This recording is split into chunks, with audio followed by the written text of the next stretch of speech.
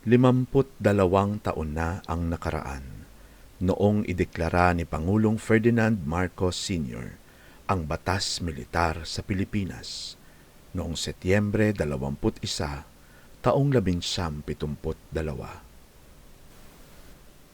Nakilala si Edgar Hopson bilang mahusay na lider sa kilusang kontra Marcos dahil sa kanyang natatanging kakayahan na mag-organisa at magpakilos ng mga kabataan at manggagawa na tutulan ang mapang-aping rehimeng Marcos.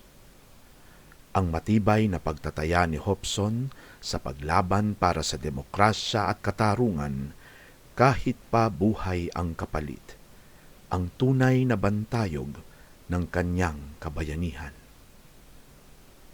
Gunitain natin ang kasaysayang ito sa loob ng 52 sandali ng katahimikan.